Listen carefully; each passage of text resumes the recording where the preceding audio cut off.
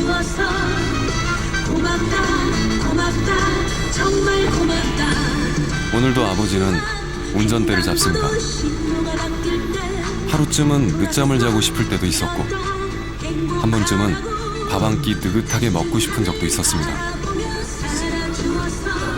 고된 하루를 버티게 하는 힘,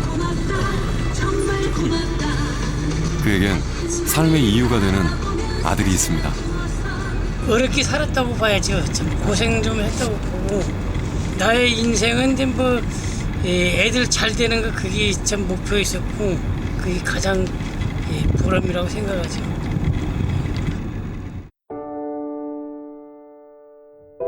백여 년 전 한 아버지에게도 그런 아들이 있었습니다. 사회적 편견과 신분의 제약에 맞서 자신의 운명을 극복한 자랑스러운 아들. 1908년 우리나라 최초의 근대식 병원인 제중원의 의학교를 1회로 졸업한 박서양입니다.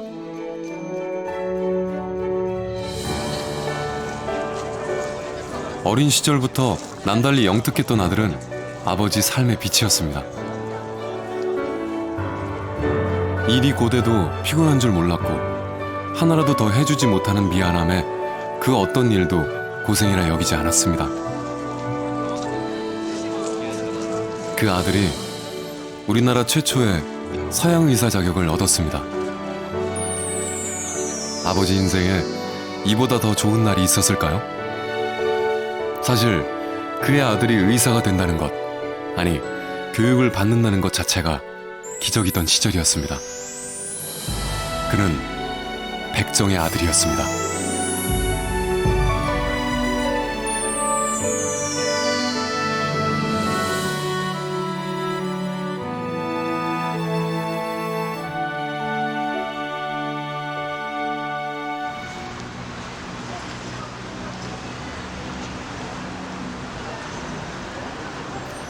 종로 2가 8차선대로 뒤편으로 큰 길과 나란히 이어지는 좁은 골목길이 하나 있습니다.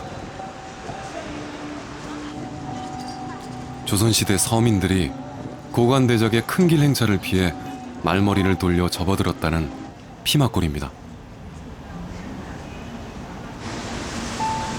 이 골목은 일찍부터 선술집과 음식점들로 북새통을 이뤘습니다. 예나 지금이나 종로 뒷골목은 서민들의 가벼운 주머니를 반겨줍니다.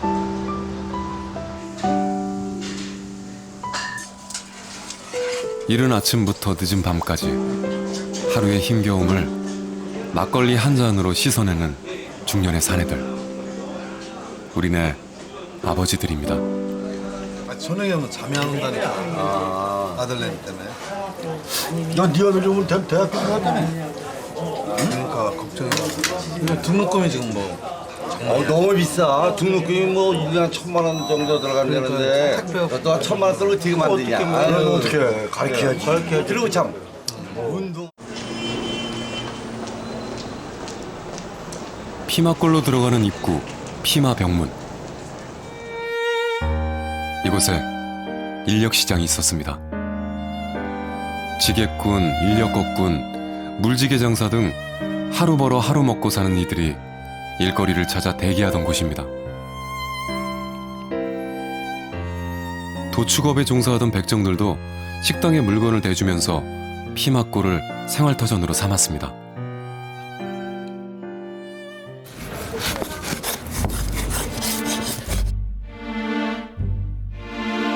지금으로부터 120여 년 전 이 골목에 고기를 대던 30대 중반의 한 사내가 있었습니다.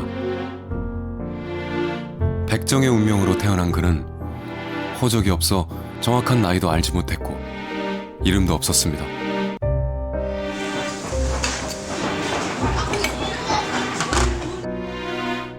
사람들은 그를 그저 박가라고 불렀습니다.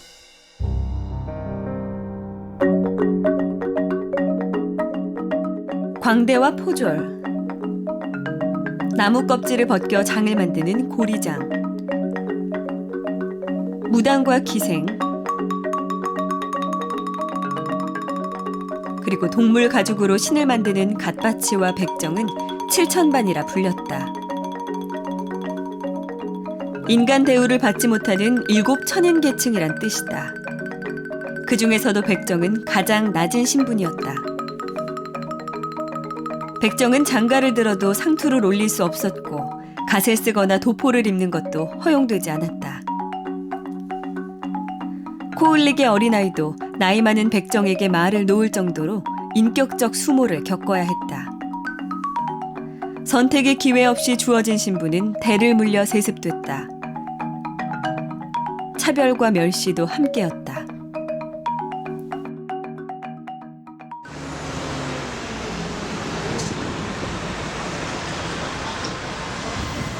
피막골 맞은편에 위치한 종로구 관철동.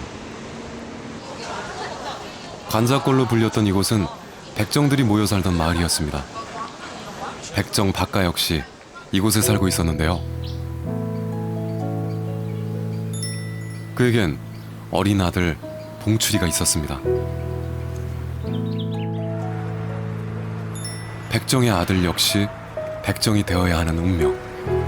봉출이는 500년 넘게 사람 취급받지 못하고 천대를 받아온 아버지의 신분을 고스란히 물려받아야 했습니다. 연세대학교 학술정보원. 이곳에 박가 부자와 관련된 자료가 있습니다. 제중원 연례보고서입니다. 예, 1901년 9월에 발행된 제중원 연례보고서입니다. 백정 박가의 아들이 훗날 연세대학교 의과대학이 되는 제중원 의학교 학생이었다는 기록입니다. 제일 윗학년인 5학년에서부터 4학년 1명, 세 번째로 박사 선생이 2학년으로 되어 있습니다. 근데 좀 다른 경우하고 좀 달리 교회 소속이나 부모의 이름이 구체화되어 있지 않고 그저 직업이 백정인 박 씨의 아들이다. 이렇게 기록이 되어 있습니다. 백정 박가의 아들은 제중원 의학교 제1회 졸업생 7명 가운데 하나가 됩니다. 그 시절 백정의 아들이 어떻게 서양 의사가 되는 교육을 받을 수 있었을까요?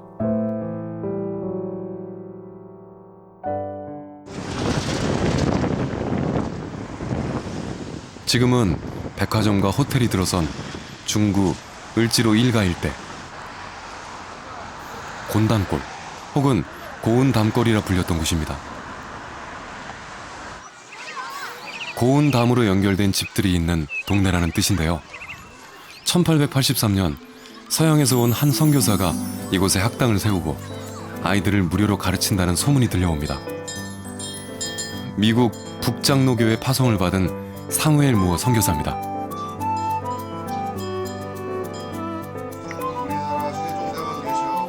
조선말 습득에 뛰어났던 무어 선교사는 모삼열이라는 한국식 이름을 짓고 예수교 학당을 열었습니다. 그리고 고아나 가난한 집 아이들을 불러들였습니다. 백정 박가는 아들을 이 학교에 보냅니다. 교육은커녕 양민들과 어울릴 수도 없었던 봉출이에게도 기회가 찾아온 것입니다. 백정의 아들은 다른 아이들 속에서 똑같이 글과 산수를 배우기 시작합니다.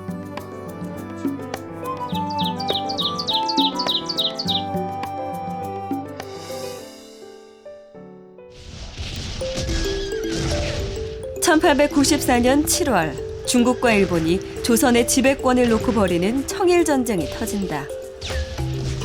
전쟁 말기가 되자 콜레라가 창궐해 하루에도 300여 명이 죽어나갔다. 당시 콜레라는 치명적인 전염병이었다. 이름도 치료법도 알 수 없어 괴질이라 불렸던 콜레라를 피하기 위해 사람들은 무당굿을 하고 고양이 부적을 붙였다. 쥐 귀신 같은 악귀가 몸에 들어와 병을 일으킨다고 믿었던 탓이다.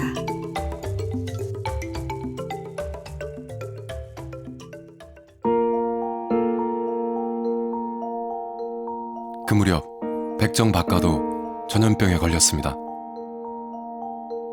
하지만 사람 대접받지 못하는 백정의 목숨에 신경 쓰는 사람은 아무도 없었습니다. 힘없고 기댈 곳 없는 백정의 아들 봉출이는 자신을 거두어준 무어 선교사를 찾아가 죽어가는 아비를 살려달라고 애원합니다.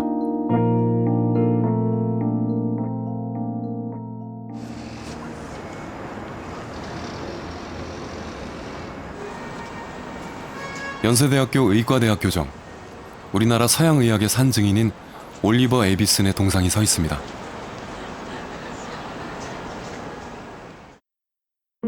캐나다 출신의 이 서양 의사는 죽을 운명에 처한 조선의 백정 박가를 살려냅니다. 한국에서 42년간 의료 선교를 하며 세브란스 의학교와 연희 전문학교 교장을 역임한 에비스는 백정 박가와의 인연을 자신의 회고록에 남겼습니다. 집은 가난한 사람의 것이 아니었으나 대부분의 다른 집과 비슷하게 작았다. 환자가 누워있는 방은 가로 세로 7피트였으며 높이도 거의 같았다. 환자는 얇고 푹신한 이불 위에 누워있었고 방바닥의 열기가 기분 좋게 느껴졌다. 나는 환자를 진찰하기 위해 서양 사람에게 편하지 않은 다리를 교차하는 자세로 방바닥에 앉았다.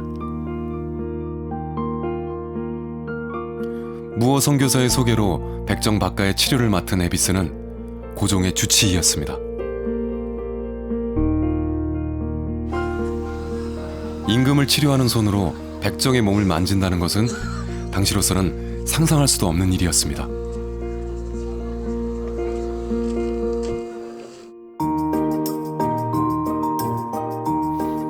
우리나라 최초의 서양식 병원 제중원의 원장이기도 했던 에비스는 조선 사람들도 꺼려하는 관자골의 백정마을을 여러 차례 찾아다니며 박가의 치료에 힘씁니다. 그에겐 나란님도 백정도 똑같은 환자였습니다.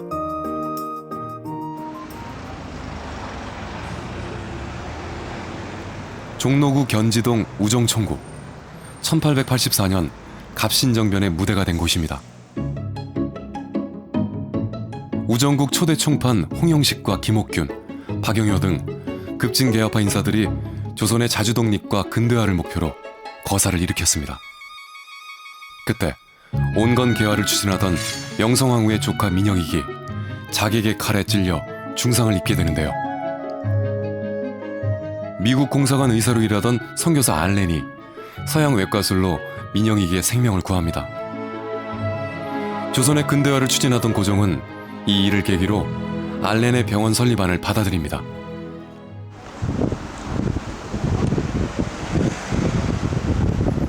(1885년 4월 10일) 지금의 헌법재판소 서북쪽 제동에 우리나라 최초의 근대식 서양의학병원이 설립됩니다.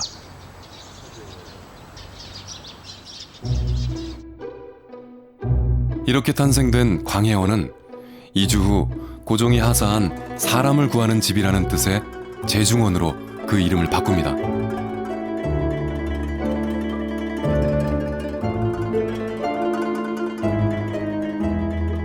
급진개혁파가 일으킨 갑신정변은 3일천하로 끝났지만 서양의학 도입이라는 근대화를 이루어냈습니다.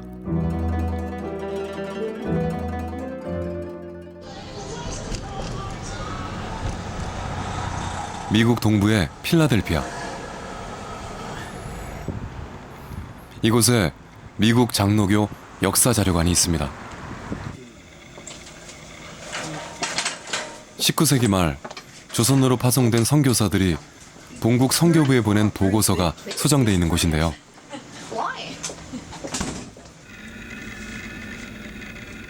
선교 활동을 하면서 보고 느낀 것을 기록한 보고서는 당시 조선의 사회상을 이해하는 데 도움이 되기도 합니다. Here are some files on several missionaries, Moore and Oliver Avison. And there's some microfilm of correspondence and letters. 이 먼 곳에서 100여 년 전 관자골의 백정 박가와 관련된 기록을 찾을 수 있었습니다.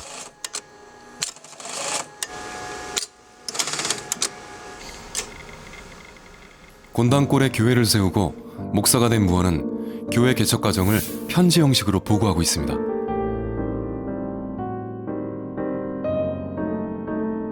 백정 박가가 교인이 되었다는 기록도 보입니다.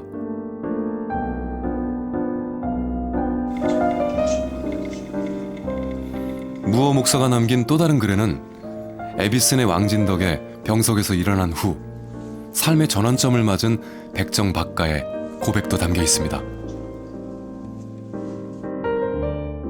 신분을 차별하지 않고 자신의 집까지 여러 차례 걸쳐 왕진을 와서 성실하게 치료해준 에비슨을 통해 박가는 새로운 세상에 대한 가능성을 보았던 것입니다.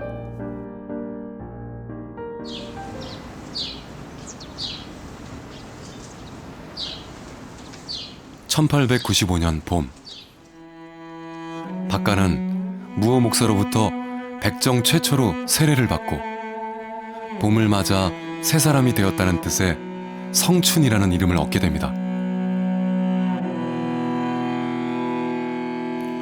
아들 봉출이 역시 상서로운 태양이 되라는 뜻의 서양이라는 새 이름이 생겼습니다. 백정 박가 부자에게 남들과 같은 이름 석자는 이제 인간으로 인정받는다는 의미였습니다.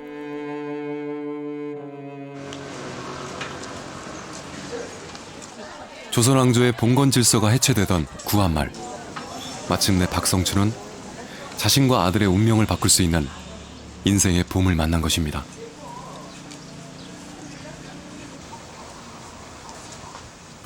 피막골과 연결되는 인사동거리, 옛 모습이 남아있는 골목 안으로 오래된 교회가 우뚝 서 있습니다.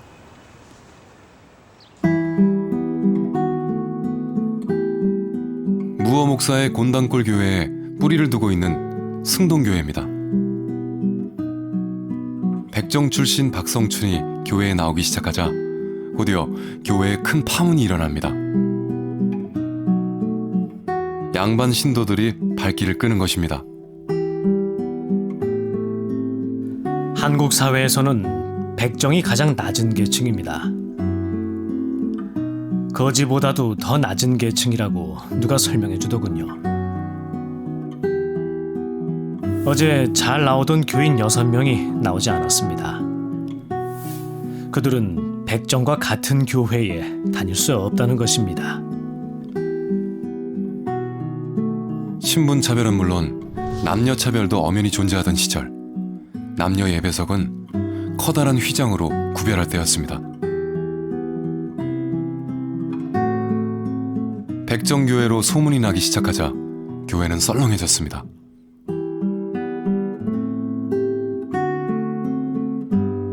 교인들이 출석을 거부한 지 얼마 후 한 사람이 찾아와 제안을 합니다.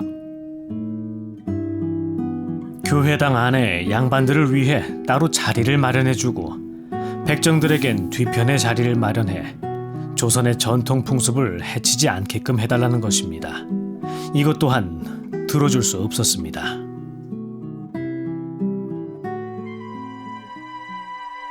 (1887년) 경복궁 후원 건천궁에서 최초로 전등불을 밝힌다. 1899년 서울 서대문에서 청량리 구간에 처음으로 전차가 개통된다. 조선을 찾은 외국인들조차 놀랄 정도로 도입 시기가 빨랐던 전차는 서민들의 발이 되어 근대 문명의 전도사 역할을 한다.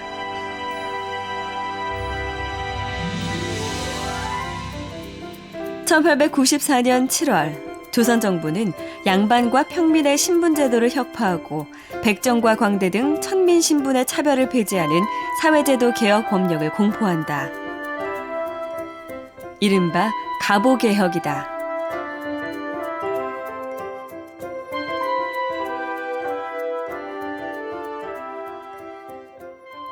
그러나 500년 억압받고 짓밟혀온 백정들의 삶은 하루아침에 달라지지 않았습니다.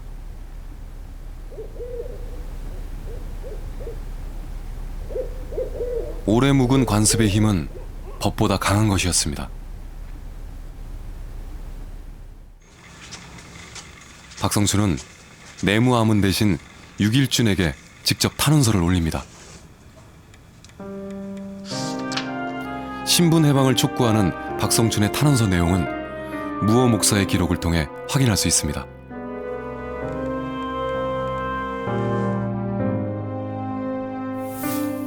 우리는 언제나 충성스럽게 나라에서 시키는 대로 잘 순종하고 모든 일에 아무런 보수도 없이 성심껏 일해왔습니다. 우리는 천대받는 7천민 중에서도 가장 밑바닥 사람으로 천대를 받아왔습니다.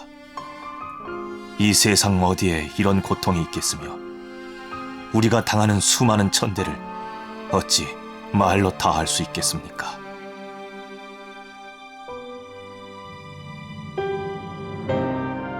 자신의 힘과 노력으로 벗을 수 없는 족쇄 같은 신분. 그 처절한 고통을 아들이 이어받지 않기를 바라는 아버지의 간절함, 그것이었습니다.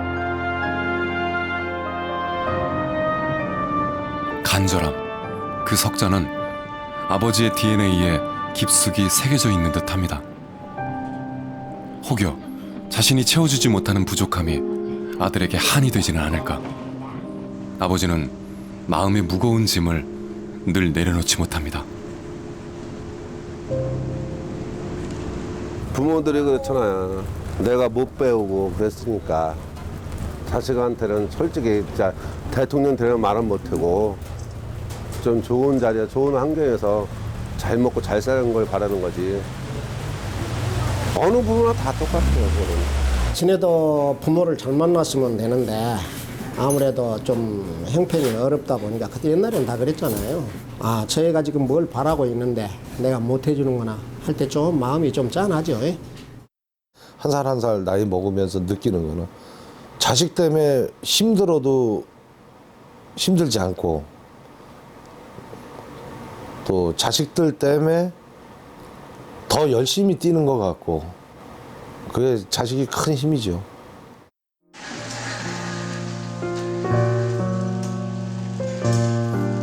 사내에서 아버지가 된 후 그들의 인생 한가운데는 아들이 있습니다. 나보다 내 아들이 살아갈 세상을 위해 아버지는 열심히 앞만 보고 달립니다.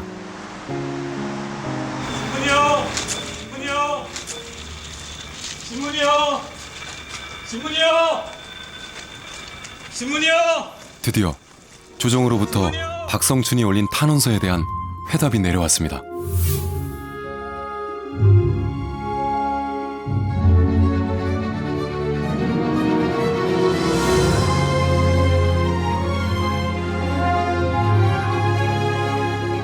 (1896년 9월) 백정들에게도 갓과 망건을 쓰고 도포를 입는 것이 허용됩니다.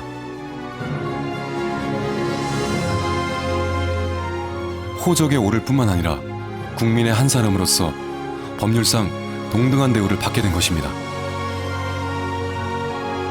그동안 무적자로 살아왔던 천민 신분의 많은 이들이 오래 묵은 한을 풀 수 있게 됐습니다.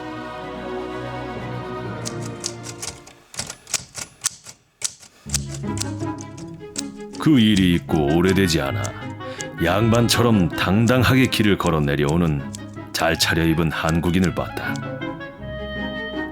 가까이 가서 보니 내 오랜 친구인 백정 박씨가 평생 처음 인간으로서 걸어오는 것임을 알 수 있었다.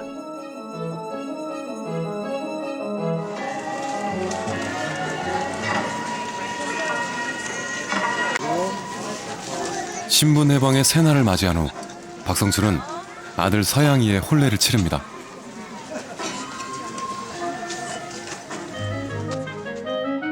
그리고 혼례식이 끝난 후 생명의 은인인 에비슨에게 어려운 청을 넣습니다.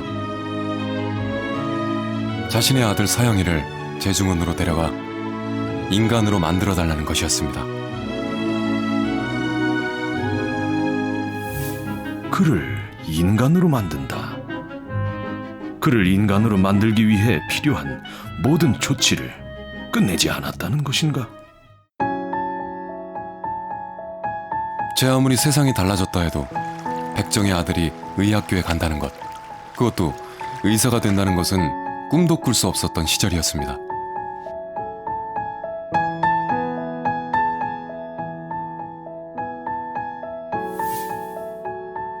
신분 해방이 허용된 후에도 조선사회의 불평등한 신분 질서에 대한 저항운동은 계속됩니다.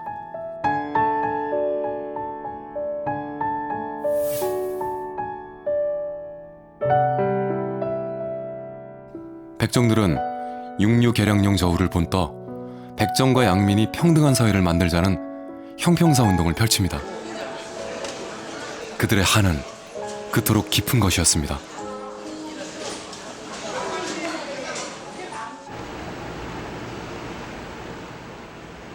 아버지 박성춘의 간절함은 에비슨의 마음을 움직였습니다. 에비슨은 제중원의학교에 박서양을 받아들이기로 결정합니다. 먼저 박서양의 사람됨을 알아보기 위해 병원 바닥 청소와 침대 정리 등 허드렛 일부터 시켰습니다.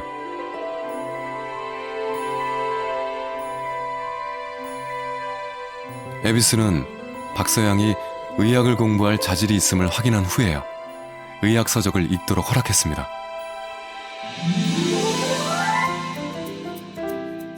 (1900년) 제중원에 들어온 지 2년여 만에 박서양은 제중원 의학교 정규과정에 정식으로 입학합니다. 그리고 화학, 해부학, 생리학 등을 배우며 의학교육 과정의 기본 틀을 갖추어 나갑니다.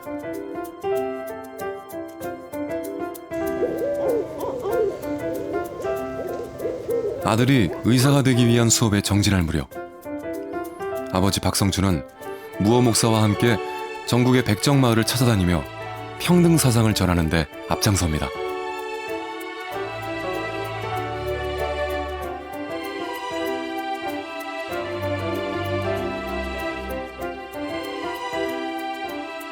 마음속 차별을 없애고 인간다운 삶을 누리자는 박성춘의 주장에 뜻을 같이 하는 백정들이 하나 둘 늘기 시작했습니다.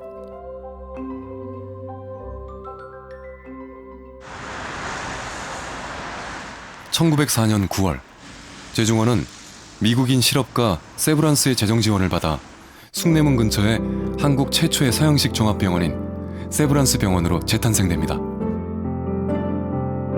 의학생들은 새로 지은 현대식 병원에서 직접 환자를 진료하는 임상실습을 실시합니다.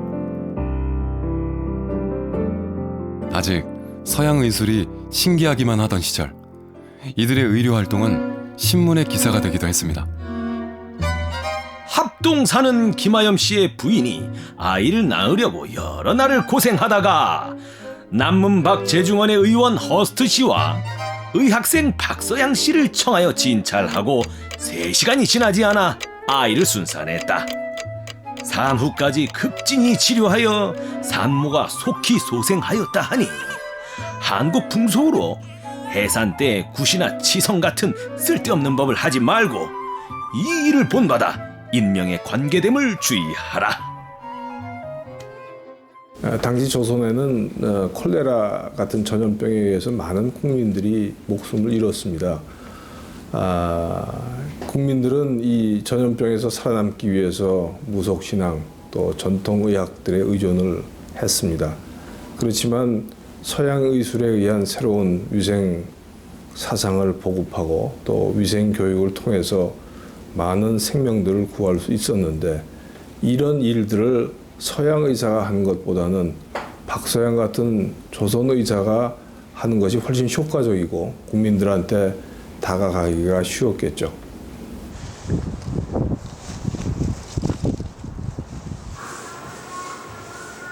국립중앙박물관에는 당시의 수술실 모습을 엿볼 수 있는 귀한 자료가 보관돼 있습니다. 의학생들의 실습 모습을 담은 유리 원판 사진입니다. 탄건 차림의 의학생이 바로 박서양입니다. 아버지 박성춘이 이 모습을 봤다면 얼마나 가슴 벅찼을까요?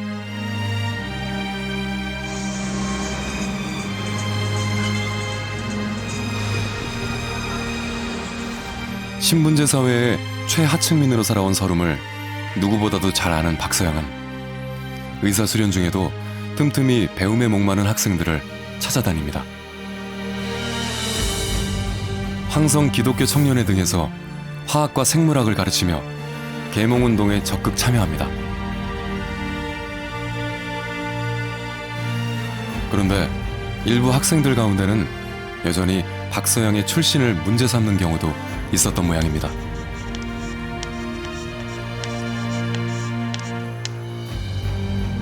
백정에 대한 사회적인 차별은 그처럼 뿌리 깊은 것이었습니다.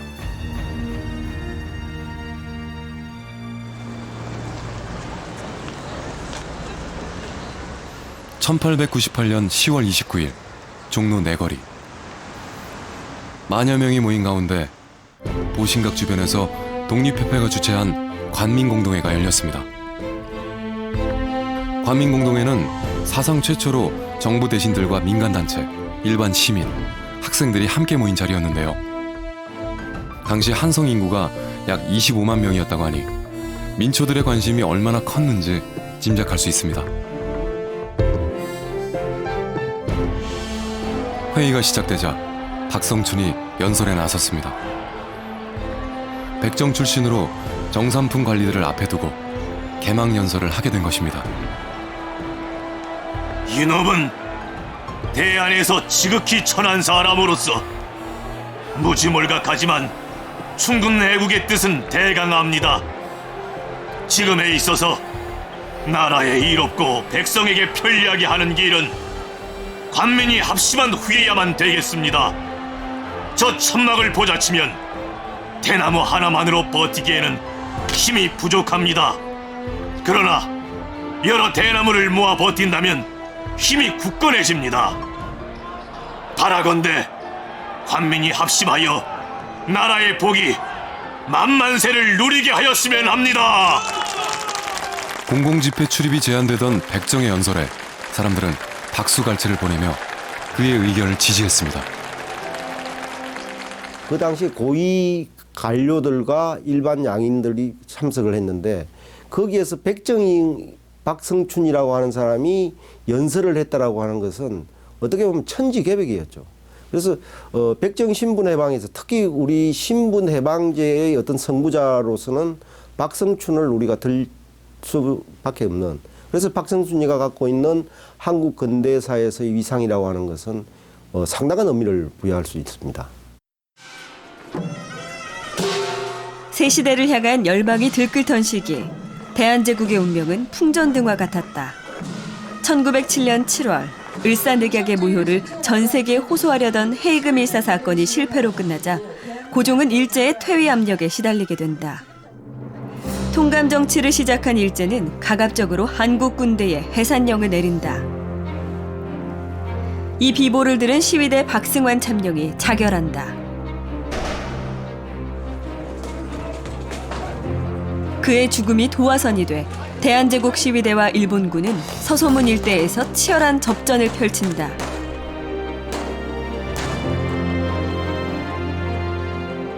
외신들도 이날의 전투를 긴급 타전할 만큼 조선의 분노는 극에 달했다.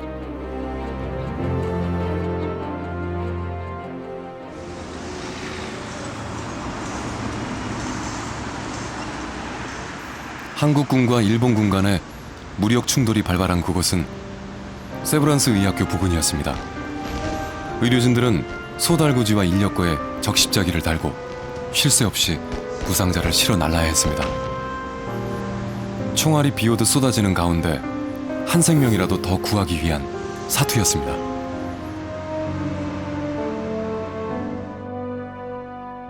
당시 의료진의 한 사람이었던 박서양. 뜨거운 피를 가진 젊은 그에게 식민지 조국의 현실은 어떤 의미로 다가왔을까요?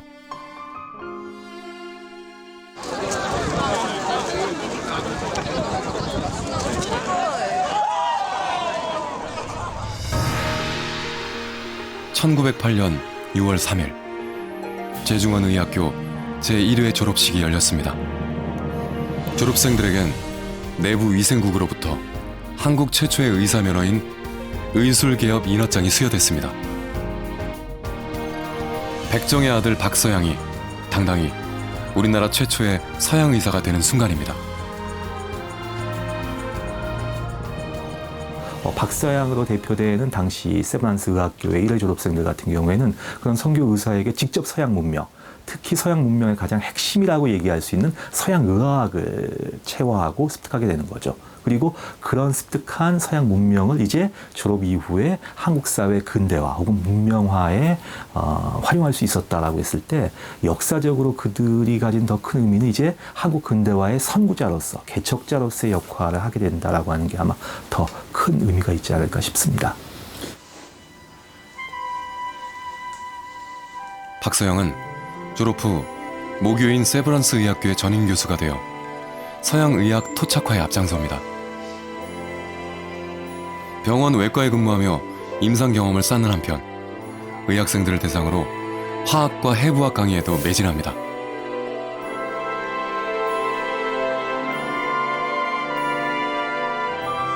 절대 바뀌지 않을 것 같던 세상도 변하고 있었습니다. 백정 출신으로 관민공동의 개막연설을 한 아버지 박성춘과 최초의 서양 의사가 된 아들 박서양. 이들 부자는 어느새 세상이 주목하는 존재가 됐습니다. 사회적 편견과 신분의 한계를 뛰어넘어 근대 문명을 전파하는 선구자가 된 것입니다.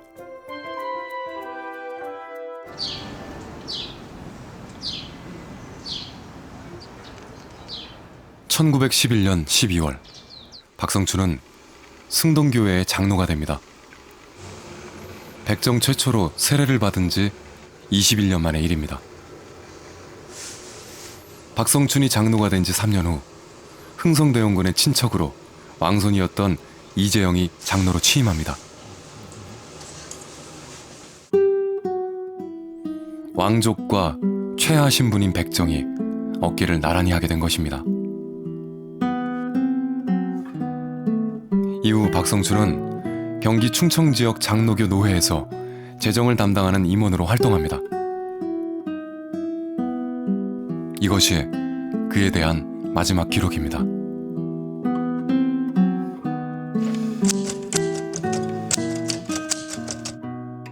에비스는 그의 회고록에서 백정 신분에서 벗어난 박성춘이 은행가가 되었다는 간략한 기록만을 남기고 있습니다.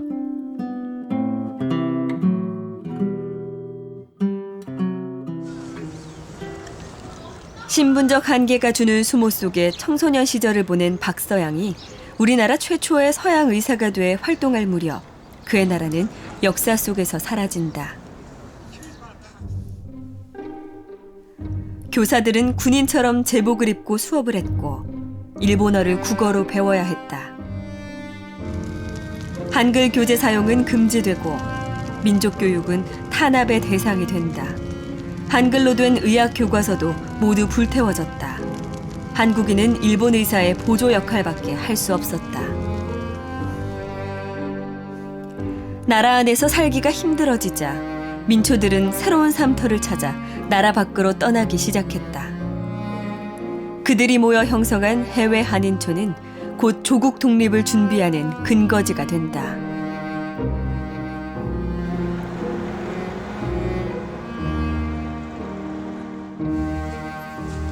망국의 국민으로 살아야 하는 냉혹한 현실.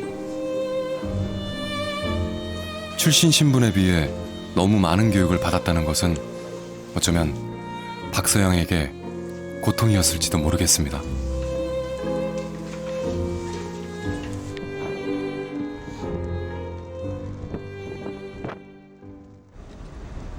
(1917년) 박서양은 간도로 이주합니다.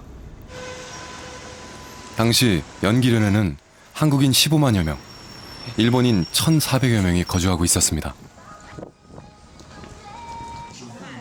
박서양은 연기련 국자거리에 구세의원을 개업합니다.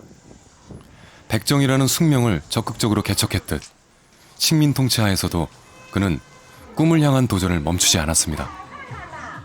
1917년 당시 이 부근이 거리는 아주 흥성한 거리인데 양측에 학교도 있고 중면도 있고 이런 거리였습니다. 그 중에 조선에서 오신 박서양이란 이런 그 의원이 이 근처에 세상을 구한다는 의미에서 구세 의원, 서의원을 보였었습니다.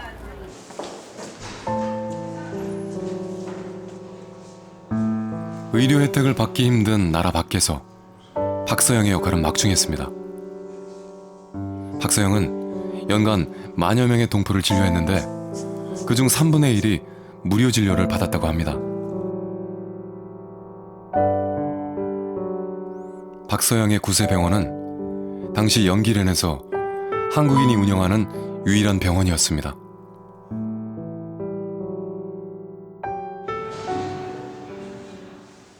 박서영의 활동은 의료에만 그치지 않았습니다.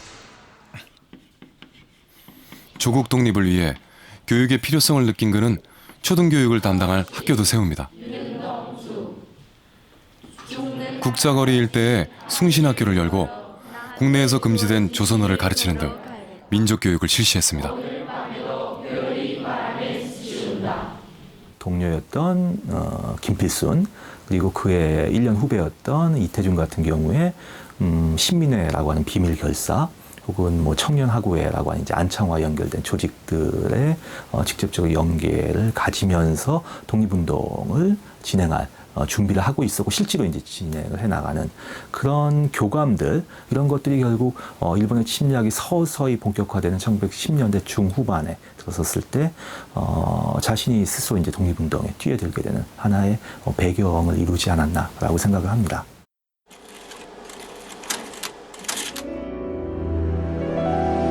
당시 일제 보고서를 보면 박서영이 세운 숭신학교를 불령 조선인들의 배일학교로 지목하고 있습니다.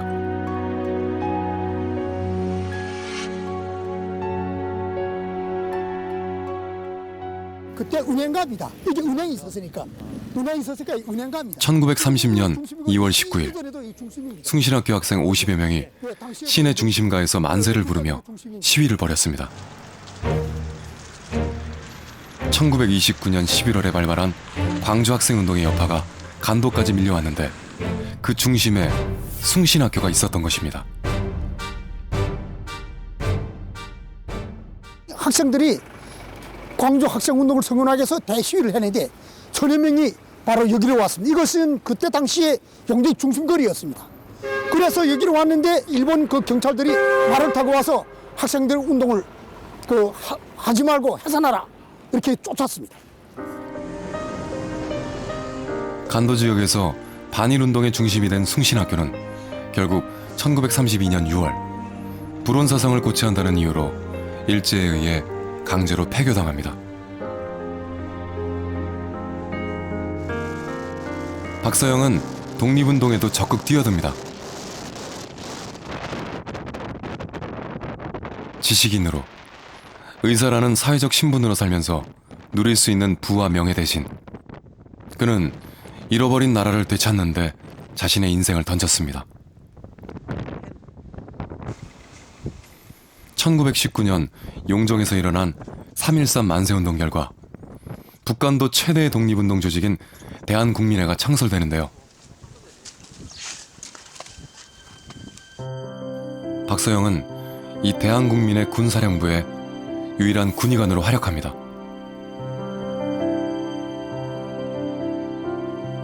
그 무렵 북만주 지역에는 독립군 부대들이 두만강 국경을 넘나들며 항일 무장투쟁을 펼치고 있었습니다.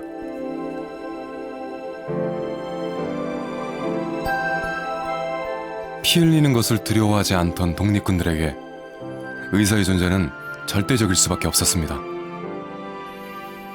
백정의 아들로 태어나 최초의 사형의사가 됐지만 독립군이 되어 빼앗긴 나라를 위해 헌신한 박서영.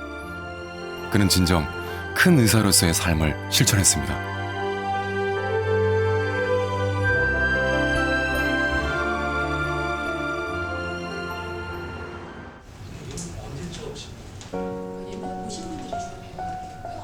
아들이 만주에서 독립운동에 전념할 무렵 아버지 박성춘은 어떤 삶을 살고 있었을까요?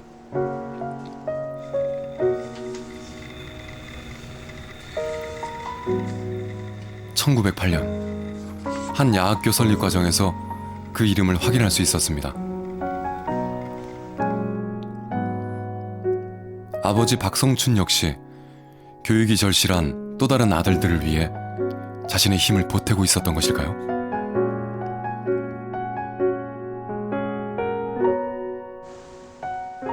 일제가 항일 애국 계몽운동을 탄압하기 위해 사립학교령을 발효한 1908년, 선각자들이 계량서당을 운영하고 분교와 야학을 설치하며 민족교육 방법을 모색하던 시기였습니다.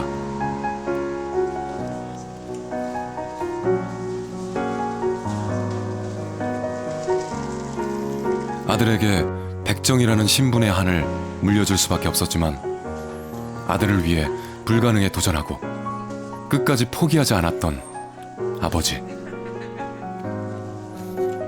아들의 그림자가 되어 늘 함께하고자 했던 아버지는 그 사이 한많은 세상을 등졌습니다.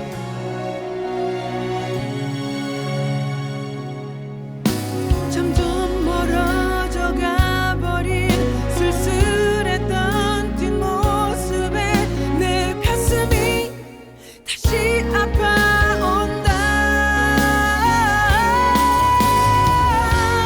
서로 사랑을 하고 서로 미워도 하고 누구보다 아껴주던 그대가 보고 싶다.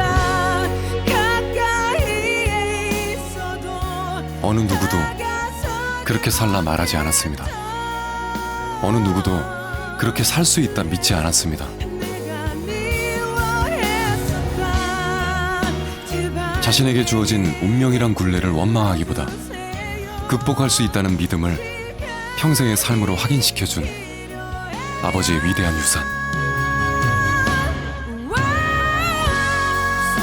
아들은 아버지의 삶을 닮아가는 자신을 발견하며 아버지라는 이름의 거룩함을 깨닫습니다.